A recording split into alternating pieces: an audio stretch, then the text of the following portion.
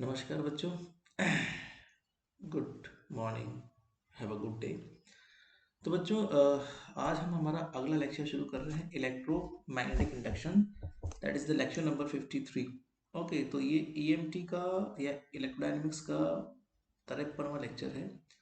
और ऑलमोस्ट आप ये मान लीजिए कि मैग्नेटोस्टेट अब आपका खत्म है। ठीक है ना। अब हम वो चीज पढ़ने वाले हैं आज से जहाँ से इलेक्ट्रिक फील्ड और मैग्नेटिक फील्ड एक दूसरे से को रिलेट करते हैं। ठीक है ना। इलेक्ट्रिक फील्ड और मैग्नेटिक फील्ड एक दूसरे से क्या करते हैं बेटा, को रिलेट करते हैं। क्योंकि इलेक्ट्रोमैग्नेटिक इंडक्शन में ये चीज समझाई जाती है कि इलेक्ट्रिक फील्ड और मैग्नेटिक फील्ड में आखिर क्या रिलेशन होता है। बच्चों देखो, होता क्या है कि मैग्नेटिक फील्ड जनरेट करने के दो तरीके होते हैं हमारे पास। या तो आप करंट डेवलप करवा दीजिए, और अगर करंट डेवलप नहीं हो पा रही है तो आप उसमें एग्जिस्टिंग इलेक्ट्रिक फील्ड जो है ना, उसमें टाइम के रेस्पेक्ट में चेंज कर दीजिए। तो अगर इलेक्ट्रिक फील्ड में टाइम के रेस्पेक्ट में चेंज हम लोग कर देते हैं तो भी मैग्नेटिक फील्ड जनरेट हो जाता है। इसे ही इंडक्शन बोलते हैं। तो मैग्नेटिक फील्ड या इलेक्ट्रिक फील्ड में भी ऐसे होता है बेटा। क्या होता है बच्चों कि अगर आप इलेक्ट्रिक फील्ड प्रोड्यूस करना चाहते हो तो स्टेशनरी चार्ज जो होता है ना, उससे ये काम होता है। बट अगर इलेक्ट्रिक चार्ज नहीं है हमारे पास में तो हम लोग मैग्नेटिक फील्ड में चेंज शो करके और इलेक्ट्रिक फील्ड जनरेट कर सकते हैं। मतलब इलेक्ट्रिक फील्ड से मैग्नेटिक फील्ड जनरेट हो जाता है और मैग्नेटिक फील्ड से इलेक्ट्रिक फील्ड जनरेट हो जाता है। इसी को इंडक्शन कहा जाता है। ठीक है ना। तो अब जैसे आपके घरों में इंडक्शन होता है ना, आप पानी गर्म करते हो, दूध गर्म करते हो इंडक्शन के ऊपर, वो इसी प्रिंसिपल पे बेस्ड है।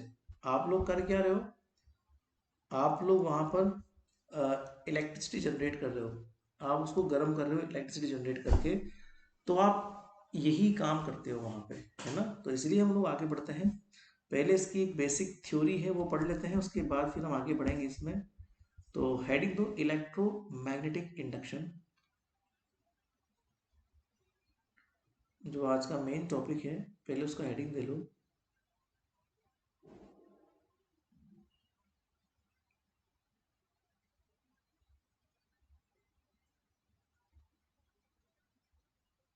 Electro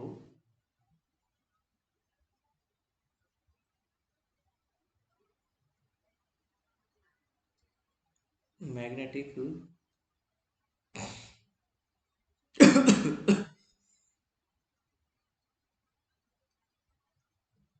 induction. शॉर्ट में इसको मैं ई एम आई बोलता हूँ ताकि ज़्यादा लंबा लिखने की मुझे ज़रूरत ना पड़े। ठीक है। चलो इसमें हम लोग लिखते हैं इसमें होता क्या है। तो electromagnetic induction is the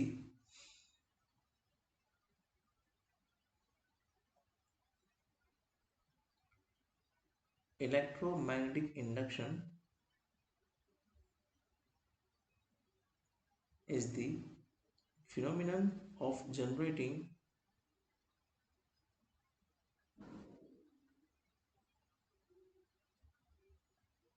phenomenon of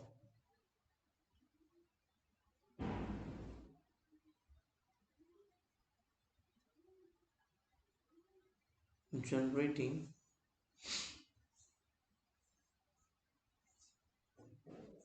on electromagnetic field,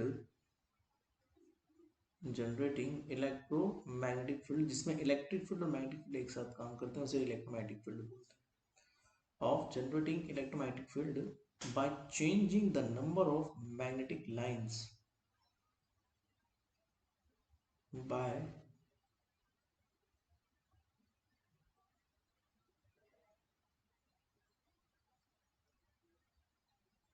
changing the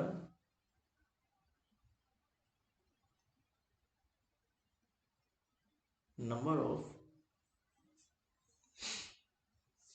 magnetic lines. मतलब आप मैग्नेटिक फील्ड में समय के सापेक्ष परिवर्तन करते जाइए। तो bye changing the number of magnetic lines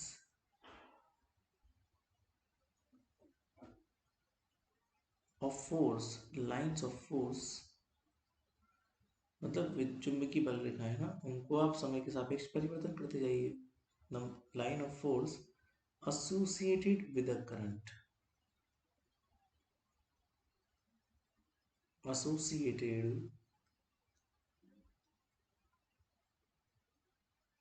with the current मतलब करंट से उत्पन्न जो मैग्नेटिक फ्लक्स ऑफ लाइंस है उनमें आप अगर चेंज करते हो तो इलेक्ट्रोमैग्नेटिक फील्ड जनरेट होता है। मतलब कि इलेक्ट्रिक फील्ड और मैग्नेटिक फील्ड का एक साथ जनरेशन हो सकता है। क्योंकि आप मैग्नेटिक फील्ड लगा रहे हो तो क्या जनरेट होगा एक्स्ट्रा में, इलेक्ट्रिक फील्ड जनरेट हो जाएगा। ठीक है ना। The electromotive force,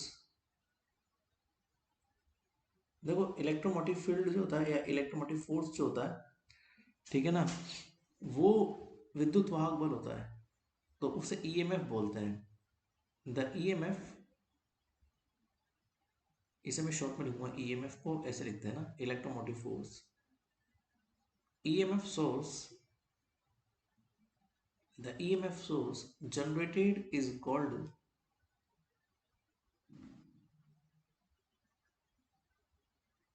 the EMF force generated, जो आपका ईएमएफ आया है उसे क्या बोलते हैं, induced EMF is called,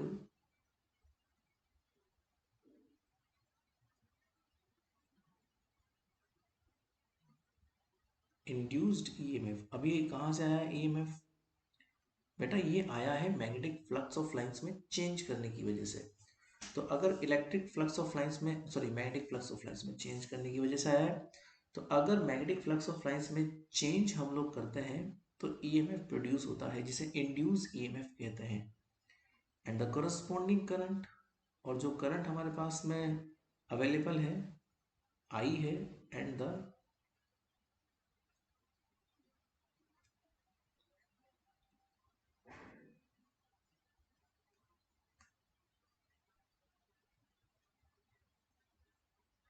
and the corresponding current. देखो बच्चों करंट जो है ना ये भी इंड्यूस हो जाती है।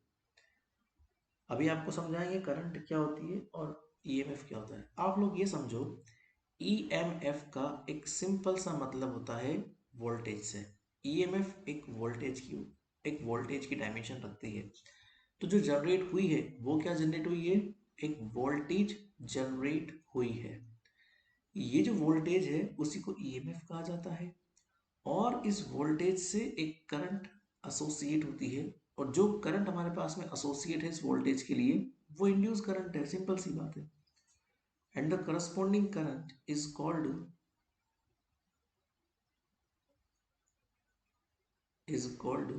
Induced current,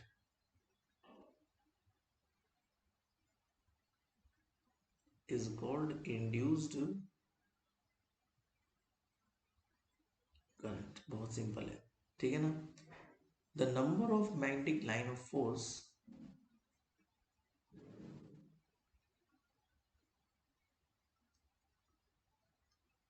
the number of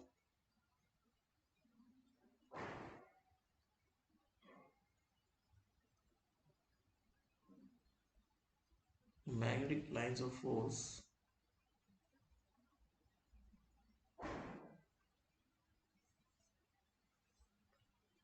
crossing a surface,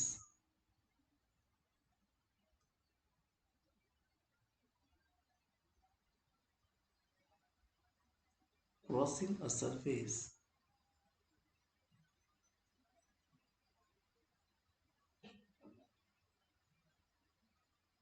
normally is used is called magnetic flux। ये तो आपको पता है, मैग्नेटिक फ्लक्स की डेफिनेशन आपको पता है। कोई भी फ्लक्स हो, जितनी force of lines unit surface को क्रॉस करती है उसी को फ्लक्स कहते हैं, ठीक है ना।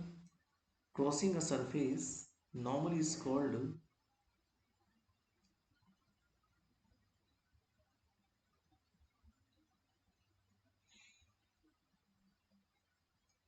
normally is called magnetic flux,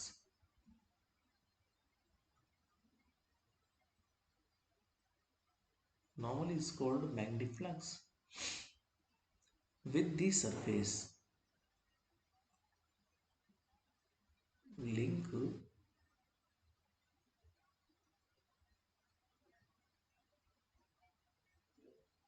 with the surface, जो सरफेस से लिंक होगा जो भी है, it is represented by, it is represented by. इसे कैसे रिप्रेजेंट करेंगे समझना। देखो फ्लक्स तो आपको अब तक तो पता लग गया होगा, फाई जो होता है फ्लक्स या मैग्नेटिक फ्लक्स जो होगा, magnetic field multiply with the area, surface area. ये आपको बहुत पहले से पता है लाइन, नहीं पता है तो याद रखना, किसी भी फील्ड का फ्लक्स जो होता है ना, उस फील्ड की line multiply with the area, और ये हमेशा डॉट प्रोडक्ट के साथ में आता है ऑलवेज। और अगर ये डॉट आप हटाते हो तो नॉर्मली कोस लगता है, मतलब कोस थीटा, जो इन दोनों के बीच का एंगल होता है, मैग्नेटिक फील्ड और एरिया के बीच का जो एंगल होता है उसे थीटा कहते हैं। तो where we can say that, where अगर देखा जाए तो जो बी होता है ये क्या है, स्ट्रेंथ ऑफ मैग्नेटिक फील्ड, कितना तगड़ा आपने मैग्नेटिक फील्ड लगाया है वो बी होता है, that's called the strength of magnetic field. Then उसके बाद में ये ए क्या होता है बेटा, ये ए एरिया होता है, area of the surface, area of the surface, जिस सरफेस से आप फील्ड लाइन को बाहर निकाल रहे हो उसका ही सरफेस एरिया है। और जो तीसरी चीज है इसमें वो है थीटा, इसे बोलते हैं angle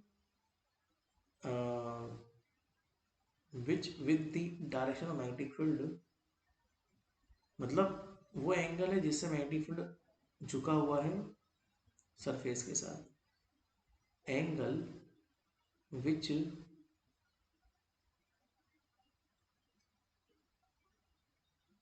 normal to the area, क्योंकि एरिया का डायरेक्शन जो है वो नॉर्मली होता है, मतलब perpendicular, normal to the, normal to the area made with the, किससे मैग हुआ ये, मैग मतलब बनाया हुआ है, made with the direction of magnetic field,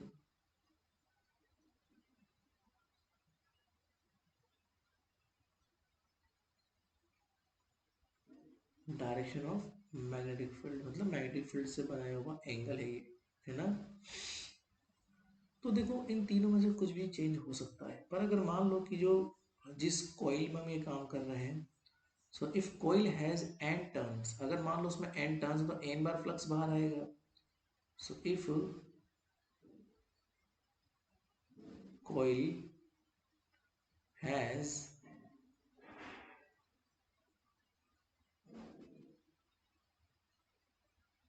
N turns then,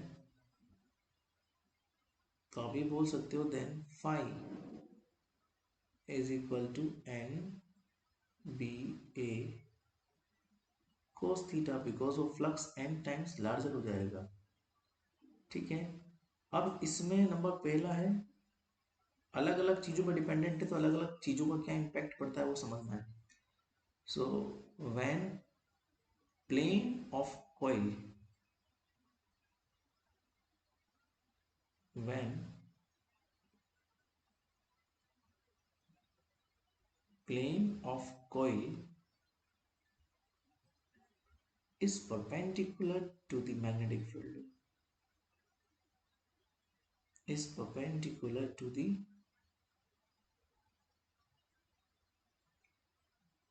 magnetic field, इसका मतलब ये हुआ कि दोनों के बीच में एंगल क्या हो, 0 डिग्री हो। अरे मैं आपको समझाता हूँ एंगल क्या होता है। जैसे मान लो ये सरफेस है, सरफेस का डायरेक्शन सरफेस के नॉर्मल होता है हमेशा, अगर कोई मैग्नेटिक फील्ड इस नॉर्मल डायरेक्शन से थीटा एंगल पर बना हुआ है तो मैग्नेटिक फील्ड और सरफेस के बीच में एंगल कितना हो जाएगा, थीटा। ठीक है ना। ये मैग्नेटिक फोर्स ऑफ लाइंस की डायरेक्शन कहलाती है। This is the direction of magnetic force of lines. अगर मान लो दोनों परपेंडिकुलर हो गए तो 90 डिग्री पर हो जाएंगे, ठीक है ना। तो इसका मतलब क्या हुआ कि अगर आपने यहाँ पर फाई थीटा की वैल्यू 90 डिग्री रख दी तो सिंपल सी बात है, जो आपका फाई है वो मैक्सिमम हो जाएगा। सो एन बी ए और कॉस जीरो, तो यहाँ पर कितना आ जाएगा N B A, that means the maximum. दूसरा अगर देखा जाए तो अगर मान लो when plane of coil, when plane of coil, अब जस्ट उल्टा कर दो, जीरो कर दो मैक्सिमम की जगह, is parallel to the magnetic field, is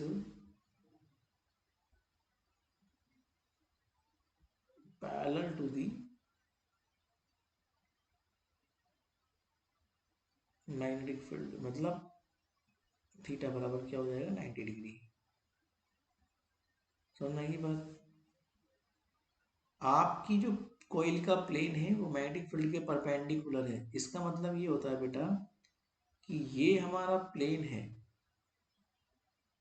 और इसके क्या है मैग्नेटिक, इसका डायरेक्शन दिया हो जाएगा, मैग्नेटिक फील्ड इसके परपेंडिकुलर है।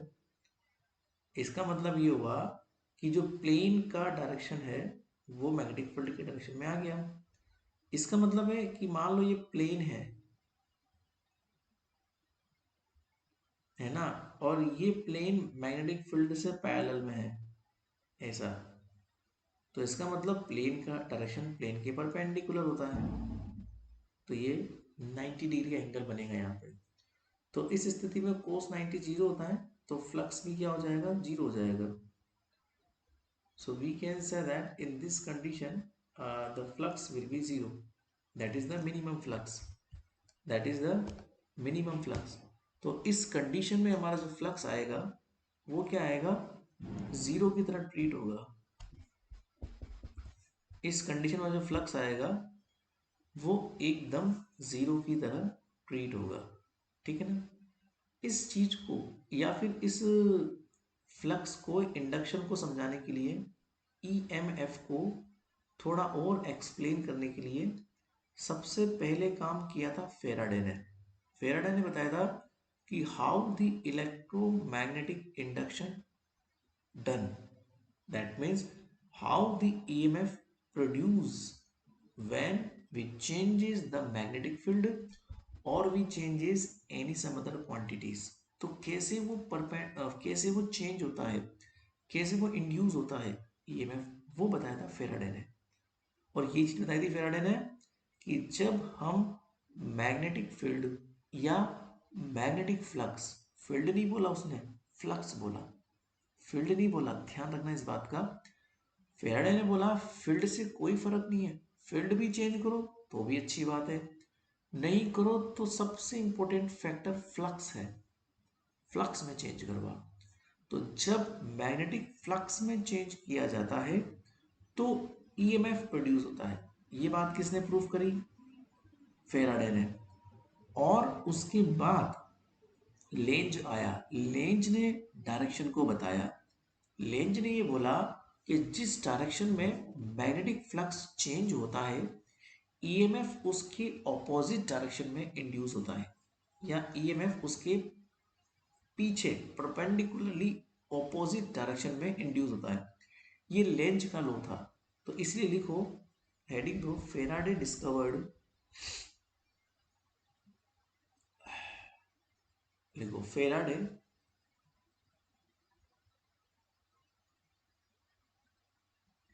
discovered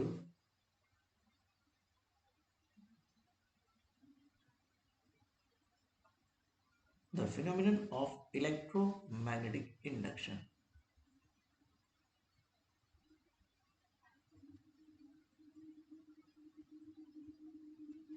The phenomenon of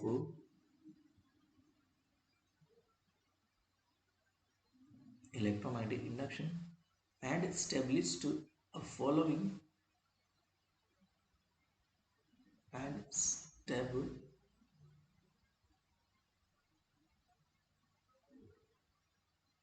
and established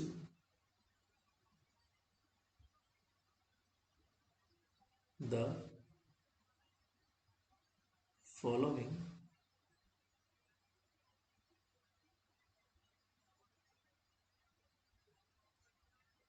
two laws.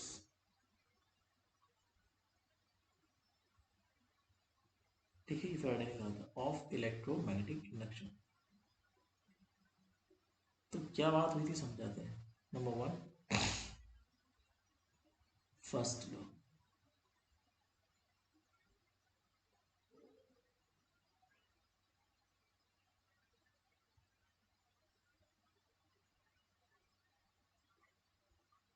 ठीक है। फर्स्ट लॉ ये बात बोलता है whenever the current whenever the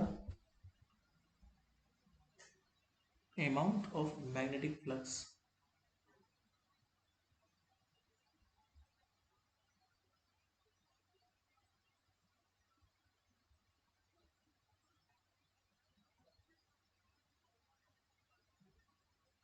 whenever the amount of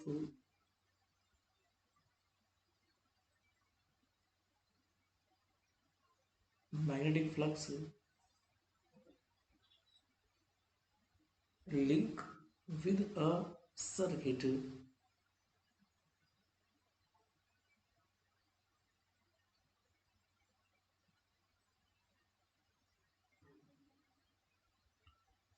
link with a circuit changes link with a circuit changes, ठीक है ना। मतलब जैसे ही सर्किट में कोई चेंज से वो रिलेट करता है, मैग्नेटिक फ्लक्स कहने का मतलब ये है कि जैसे ही मैग्नेटिक फ्लक्स चेंज होता है an electromotive force induced, an electromotive force induced, अपने आप एक इलेक्ट्रोमोटिव फोर्स आ जाता है इन दी सर्किट। ये इसका पहला स्टेटमेंट था, पहला लॉ था। फिर उसने एक और बात बोली, law number two, statement number two, second law करके।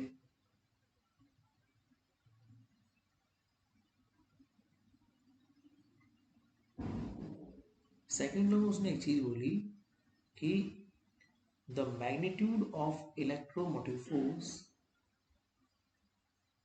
The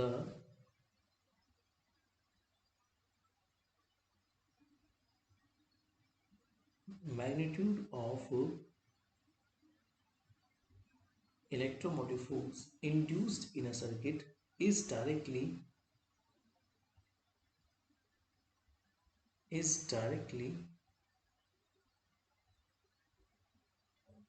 proportional to the rate of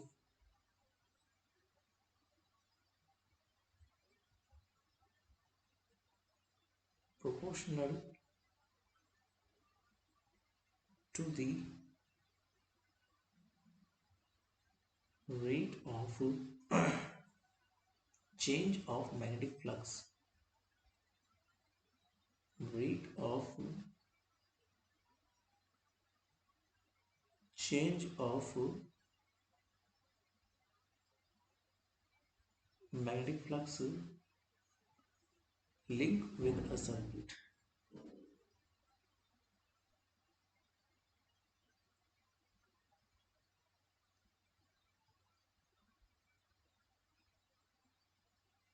link with a circuit, इसका मतलब ये होगा कि ई जो होगा वो सर्किट में चेंज जो होता है, जैसे फ्लक्स में आपने चेंज किया तो जो फाइनल फ्लक्स है और जो इनिशियल फ्लक्स है उसमें डिफरेंस या उसमें change with respect to time वो इलेक्ट्रोमोटिव फोर्स के बराबर होगा। और अगर सही भाषा में बोला जाए तो D phi upon D T, that is the flux change with respect to time, is simply equal to E, that is the electromotive force. जहाँ पे आपका जो फाई है वो मैंने पहले डिफाइन कर दिया, which is simply N B A cos theta. देखो यहाँ पर ना हम जानते हैं कि अगर एंगुलर वेलोसिटी थीटा होती है, ओमेगा होती है, तो एंगुलर डिस्प्लेसमेंट अपॉन टाइम से इसको रिलेट कर सकते हैं क्योंकि टाइम के रिस्पेक्ट में चेंज है। इसीलिए फाई को टी के रूप में लिखना आवश्यक है। तो जैसे हम फाई को टी के रूप में लिखेंगे, हम ये बात आसानी से बोल सकते हैं कि थीटा इज इक्वल टू क्या होता है, omega T. So phi is equal to कितना हो जाएगा, N B A cos omega T. ऐसा हम कर सकते हैं, ठीक है।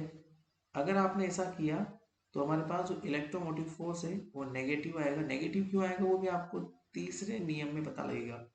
पर वो तीसरा जो नियम है ना, वो फेराडे ने दिया था, वो लेंज ने दिया था। तो थर्ड स्टेटमेंट जो आता है ना इलेक्ट्रोमैग्नेटिक इंडक्शन का, वो फेराडे का नहीं है, वो किसका है, लेंज का। वो बताता है डायरेक्शन ऑफ द ईएमएफ। वो नेगेटिव आती है, वो बताएंगे क्यों आती है, ठीक है। तो इसके तीन केस बनते हैं। सो देर आर थ्री केसेस। ये तीन चीजें वेरी कर सकती है। So three case arises. तो तीन केस यहाँ पर निकलते हैं। Number one, if area and if area alone is changing. केवल अगर एरिया चेंज हो तो क्या होगा, इफ एरिया अलोन, केवल एरिया है ना, इज चेंजिंग, और कुछ भी चेंज नहीं हो रहा, केवल एरिया चेंज हो रहा है। तो एरिया चेंज होने से फ्लक्स में चेंज आता है, क्योंकि एरिया पर डिपेंड करता है वो। और ईएमएफ इंड्यूस होगा, तो इंड्यूस ईएमएफ हो जाएगा माइनस का, या प्लस लिख दो पहले आप, N B cos omega T बाहर निकालो, बिकॉज कुछ भी चेंज नहीं हो रहा, केवल एरिया चेंज हो रहा है। तो ये हो जाएगा minus D A upon D T. तो इंड्यूस ईएमएफ हमारे पास इतना काम करेगा। दूसरा केस है, if magnetic field B alone is changing, if magnetic field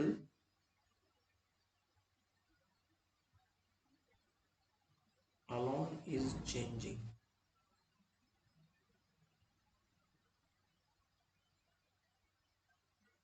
तो E का मतलब कितना हो जाएगा, देखो कोई N A और cos ओमेगा टी तो बाहर आ जाएगा, क्योंकि वो चेंज हो नहीं रहा ना। केवल और केवल क्या चेंज हो रहा है, मैग्नेटिक फील्ड चेंज हो रहा है, तो इसको dB अपॉन dt लिख देंगे। अब अगर मान लो थीटा चेंज हो रहा है, क्योंकि थीटा किस पर डिपेंड करता है, टाइम पर डिपेंड करता है। Theta is directly depends on time. तो अगर मान लो थीटा अकेला चेंज होता है, number three, if theta if angle theta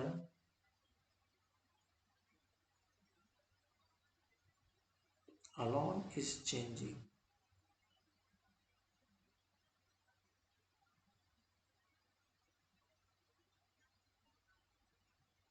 इसका मतलब ये हुआ कि हमारे पास माइनस एन बी ए, थीटा को चेंज करने के लिए डी अपॉन डी टी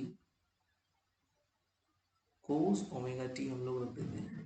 तो कोस का माइनस साइन होता है, so E is equal to minus minus plus, so N omega B A, because T के रिस्पेक्ट में किया तो ओमेगा उसका मल्टीपल है, बाहर आ जाएगा। कोस का माइनस साइन होता है, तो माइनस माइनस प्लस, और ये हो जाएगा साइन में। ऐसा हम लिख सकते हैं।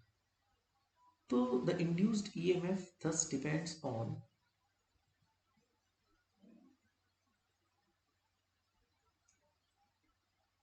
The induced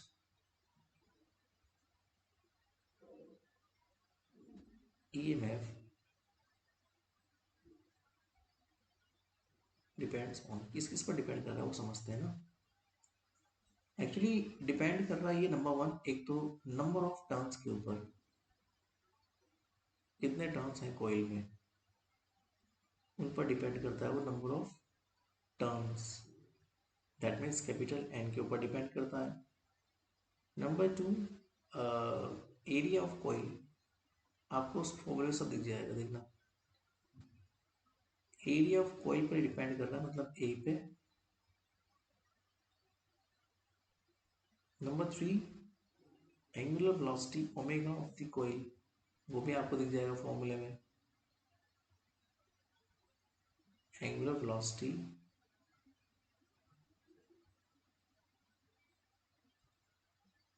omega of the coil, and number 4 strength of magnetic field.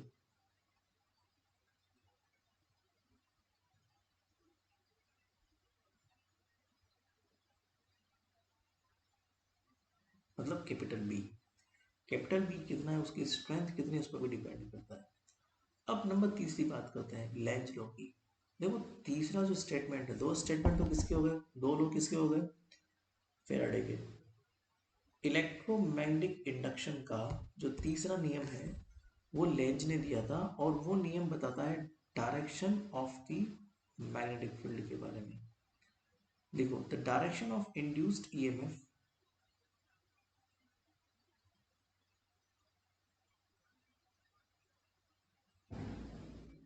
The direction of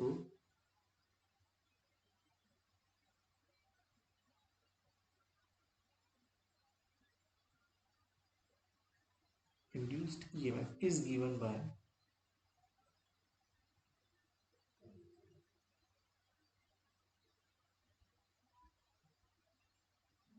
length law.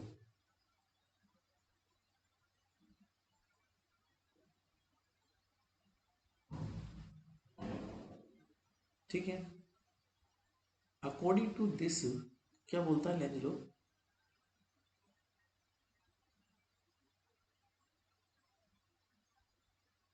According to this मतलब इस नियम के अनुसार the direction of induced EMF, the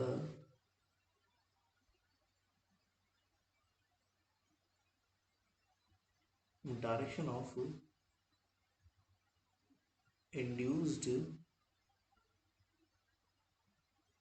EMF, the direction of induced EMF in a circuit is always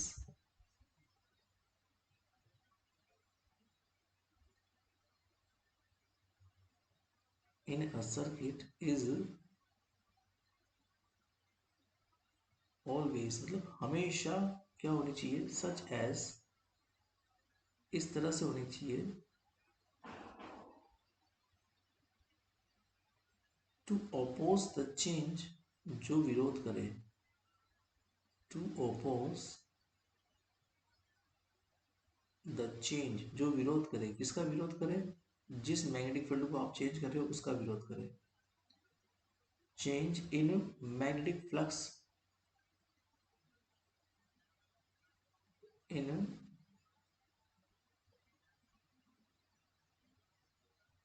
magnetic flux responsible for it, जो उसको produce करने के लिए उत्तरदायी है, उसका विरोध करना चाहिए, रिस्पॉन्सिबल फॉर इट। एक सिंपल सा एग्जांपल देता हूं मैं आपके लिए। आपने कभी बच्चों को दूध पिलाया हो ऐसे बोतल से, या खाना खिलाया हो, तो अगर आप छोटे छोटे बच्चों को खाना खिलाते हो ना ऐसे हाथ से अपने, तो वो खाना नहीं खाते, बहुत बहुत विरोध करते हैं खाना खाने का, मुझे खाना नहीं खाना, फिर आपका हाथ जोर से फेंक देते हैं, आपको थप्पड़ भी मार देते हैं, वो बहुत कुछ करते हैं बच्चे, है ना, पर खाना नहीं खाते हैं। ये जो उनके अंदर खाना नहीं खाने की विरोध की जो ताकत है वो कहाँ से आई है, वो उसी खाने से आई है जो आपने उसे जबरदस्ती खिलाया है ना। आपके खिलाने की वजह से उसके अंदर ताकत आती है, और वो उसी ताकत से खाना नहीं खाने का विरोध करता है, ये वैसा ही है। मतलब जो फ्लक्स इंड्यूस हुआ है ना, वो उस मैग्नेटिक फील्ड में चेंज का अपोज करता है, जिस चेंज की वजह से वो इंड्यूस हुआ है। समझ में आ रही बात, ठीक वही नहीं, मतलब ऑपोजिट डायरेक्शन। ईएमएफ जो कैपिटल, जो स्मॉल ई होता है ना, वो नेगेटिव डायरेक्शन में होता है डीवी अपॉन डी टी के, या D phi upon D T के। So Lenz law is in accordance with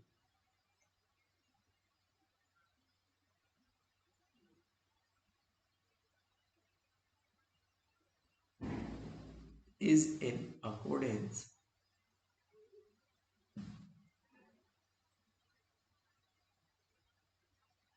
with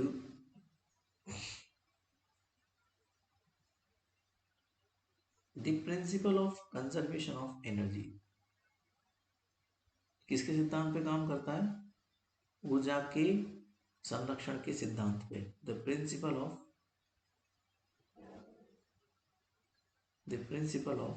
conservation of energy.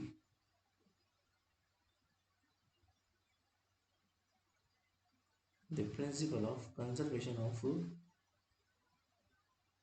Energy, तो ऊर्जा के समविभाजन सिद्धांत पे काम करता ही है ना। According to this rule,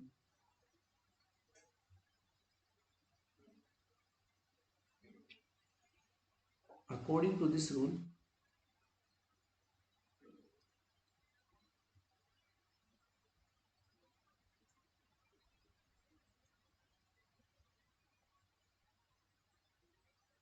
according to this rule, if we stretch the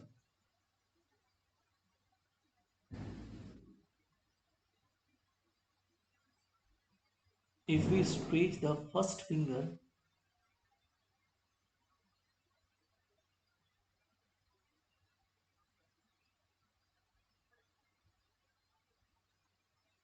ये डायरेक्शन बताएगा, वो कुछ नहीं, वो स्ट्रेच करना है ऐसे करके ना।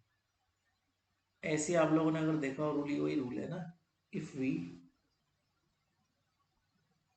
स्ट्रेच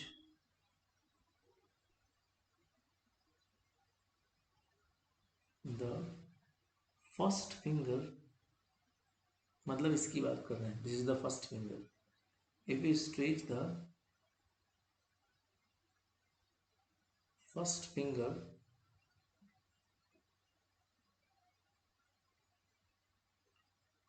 द सेंटर फिंगर, मतलब इसकी बात कर रहे हैं, this is the centre finger, ठीक है ना। The centre finger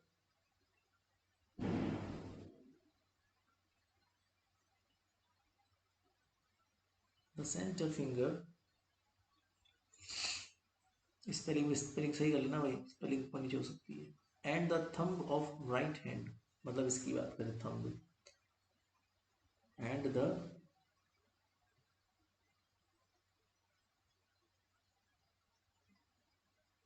thumb of right hand, आपको जो भी यूज करना है ना वो राइट हैंड के साथ यूज करना है। थंब ऑफ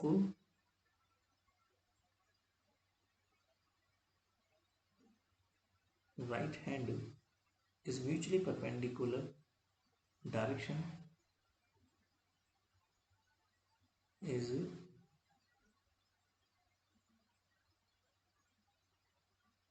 mutually perpendicular,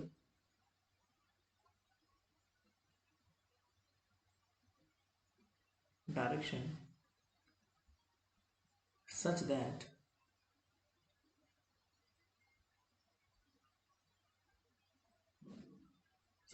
मतलब ऐसा होता है, ये सामने है, ये इधर है और ये ऊपर है, दिख रहा है आपको? ये फर्स्ट फिंगर तो सामने है, ये मिडिल फिंगर साइड में है और ये थंब ऊपर है। और ये ऐसा होता है that first finger point along the magnetic field, first finger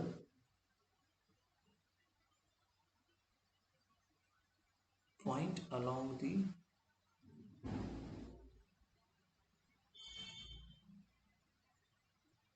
magnetic field, मतलब ये मैग्नेटिक फील्ड की तरफ जाएगी, ठीक है। Thumb points along the direction of motion of conductor, thumb जो होगा वो direction of motion of conductor, के आपका कंडक्टर कहाँ मूव कर रहा है।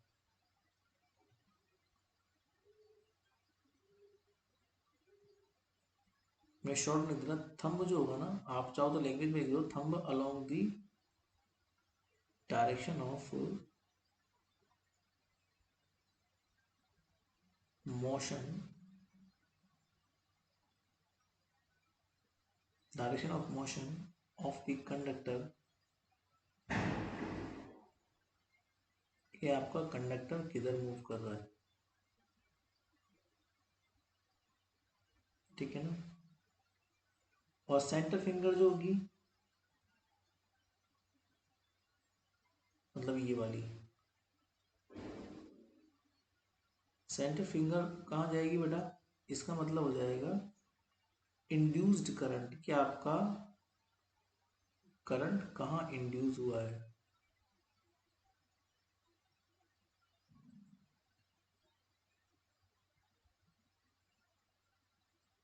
तो ये इंड्यूस्ड करंट के ऊपर डिपेंड करेगी। आगे बात समझ में? That is called the Faraday law, इसे बोलते हैं फेराडे लॉ। और इसी को मैंने रिलेट कर दिया किससे? लेंज लॉ से। तो ये एक कंबाइंड फॉर्म बन गया लेंज लॉ और फेराडे लॉ का। अब नेक्स्ट लेक्चर में हम लोग पढ़ेंगे सेल्फ इंडक्शन, कि कैसे सेल्फ इंडक्शन था। देखो इलेक्ट्रोमैग्नेटिक इंडक्शन जो है वो दो तरह का होता है, सेल्फ और म्यूचुअल। तो सेल्फ इंडक्शन क्या होता है वो हम नेक्स्ट लेक्चर में पढ़ेंगे और उसकी सारी बातें करेंगे, ठीक है ना। और लेंज लॉ जो है ना, इसको मैं थोड़ा सा और एक्सप्लेन कर सकता हूँ नेक्स्ट लेक्चर पे आने से पहले। मैं थोड़ा सा लेंज लॉ के बारे में आपको और समझा दूँ, ताकि ये लेंज लॉ खत्म ही हो जाए लेक्चर पढ़ने से पहले। आप लेंज लॉ को थोड़ा सा और समझ लें। देखो लेंज लॉ समझने के लिए ना, डायरेक्शन को समझने के लिए, मतलब डायरेक्शन ऑपोजिट कैसे होती है उसको समझने के लिए हम एक मैग्नेट का एग्जांपल लेते हैं। देखो मैंने आपको मैग्नेट के बारे में बहुत कुछ बताया है पहले भी, कि इसमें दो पोल होते हैं, एक तो साउथ पोल होता है और एक होता है नॉर्थ पोल। इसके अंदर जो मैग्नेटिक फील्ड का डायरेक्शन होता है वो साउथ पोल से नॉर्थ पोल की ओर होता है। साउथ पोल में -m मैग्नेटिक स्ट्रेंथ होती है, नॉर्थ पोल में +m मैग्नेटिक स्ट्रेंथ होती है। तो यहाँ पर ये इस तरीके से बाहर की तरफ से इधर जाएगा, नॉर्थ से साउथ की ओर, ठीक है। तो this is just like dipole. ये कैसा बन गया? जैसे इलेक्ट्रिक डाइपोल होता है ना, ये वैसा बन रहा है जस्ट लाइक डाइपोल, ठीक है ना। और ये आपको दिख रहा है कि ये अंदर की ओर जा रही है और ये बाहर की ओर निकल रही है। तो हमारे पास जो इलेक्ट्रोमोटिव फोर्स होता है वो होता है d∅/dt। तो अगर आप किसी कॉइल के अंदर या फिर किस मैग्नेट को किसी कॉइल के पास में ले जाते हो, किसको? इस मैग्नेट को। मान लीजिए एस है, ये एन पोल है, ठीक है ना, और आप इसको इसके नज़दीक लेके जा रहे हो। तो ये जो कॉइल है, ये अपने ये कॉइल रखी हुई है मान लो इस प्लेटफॉर्म पे। तो ये कॉइल है, ये अपने अंदर कुछ ऐसी करंट फ्लो करवाती है जो इसको अपने नज़दीक नहीं आने देती। अब एक बार बताओ, जब ये इसके नज़दीक जाएगी तो इसके अंदर फ्लक्स ऑफ लाइंस ऐसे ये प्रोड्यूस करेगी, ये फ्लक्स डालेगी ना मैग्नेट, ये इसके अंदर फ्लक्स डालेगी कुछ इस प्रकार से। तो ये ऐसा विरोध करेगी, ये अपने अंदर ऐसी करंट फ्लो करेगी जो इसको पास आने का अपोज करे, मतलब जस्ट लाइक दिस। अगर ऐसी करंट फ्लो जाएगी, मतलब जस्ट लाइक दिस, एन एक एन शेप बन जाएगा करंट में, तो ये एन एन का अपोज करेगा, एन एन का विरोध करेगा। तो फिर ये इसके अंदर आने से इसको रोक देगी, एन और एन अपोज करेंगे। मतलब अगर ऐसी करंट फ्लो होगी, ऐसी एंटी क्लॉकवाइज, तो थंब जो है ना इसको बोलेगा मैग्नेट को भाई दूर जाओ, तो ये इसको दूर जाने का विरोध करेगा बिकॉज एन एन को रिपेल करेगा। दूसरा केस लो, अगर मान लो मैग्नेट सेम है, एन का हिस्सा यहाँ पर है और एस का हिस्सा यहाँ पर है, पर अब की बार मैग्नेट दूर जा रही है, तो क्या होगा? अगर मैग्नेट दूर जाएगी तो ये ना, जब दूर जा रही है तो ऑब्वियस सी बात है ये ना ऐसी अपने अंदर करंट डेवलप करेगा जिसको पास बुलाए। मतलब ये जो है रिंग, इसके अंदर कुछ ऐसी करंट फ्लो हो जाएगी जस्ट लाइक दिस, ऐसी, मतलब ऐसी क्लॉकवाइज एस बन जाएगा। तो अगर यहाँ पर एस बनेगा तो ऑब्वियस सी बात है जो एस है ना, ये सोचेगा कि मेरी फ्लक्स ऑफ लाइंस तो ऐसी जा रही है बाहर की तरफ, क्योंकि एन से बाहर निकलती है ना बेटा, तो एन तो अपनी मैग्नेटिक फ्लक्स ऑफ लाइंस बाहर ही निकालेगा, तो ये जो एस है वो एन को अट्रैक्ट करेगा, मतलब इसके दूर जाने का विरोध करेगा। मैग्नेट चाहती है कि मैं दूर जाऊं, बट जो इंडक्टर है कंडक्टर है, उसके अंदर एस शेप में करंट बन जाएगी, क्लॉकवाइज करंट बनेगी, जो उस मैग्नेट को पास बुलाएगा, मतलब उसकी मोशन का अपोज करेगा। तीसरा केस ले लें। तीसरे केस में क्या है,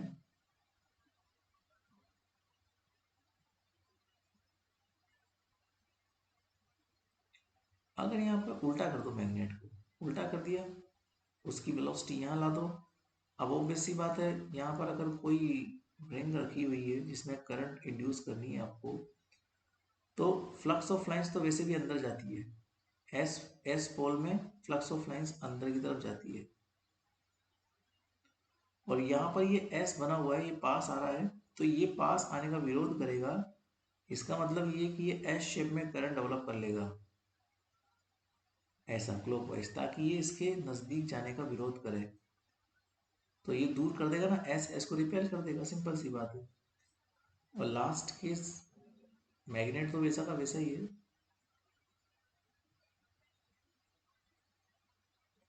पर अब की बार ये ऐसा आ रहा है, मतलब ये दूर जा रहा है इस रिंग से, तो रिंग इसको पास बुलाएगी, और पास बुलाने के लिए ये अपने अंदर एन जनरेट कर लेगी, just like this, anti clockwise.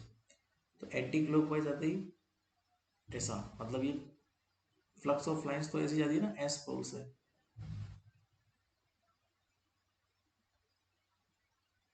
और ये इसकी मोशन का विरोध करेगी। तो मोशन का विरोध करेगी, इसका मतलब ये है कि इसको नज़दीक ले जाएगी, तो एन एस को अट्रैक्ट करेगा, और ये अपने आप में नज़दीक आना शुरू हो जाएगी। तो लेंज यही बोलता है कि मोशन का अपोज करती है, जो मोशन हो रही है ना, उस मोशन का टोटली अपोज करती है। जो इंड्यूस्ड करंट है, वो इंड्यूस्ड करंट इसकी मोशन का अपोज करती ही करती है। That's called the Lenz law. आ गई बात समझ में? तो यहीं से निकल के आती है direction of the induced magnetic field.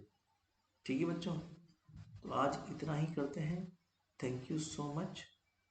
क्योंकि हमको आगे पढ़ना है सेल्फ इंडक्शन, फिर पढ़ना है म्यूचुअल इंडक्शन, तो नेक्स्ट लेक्चर को हम लोग करेंगे। Bye bye.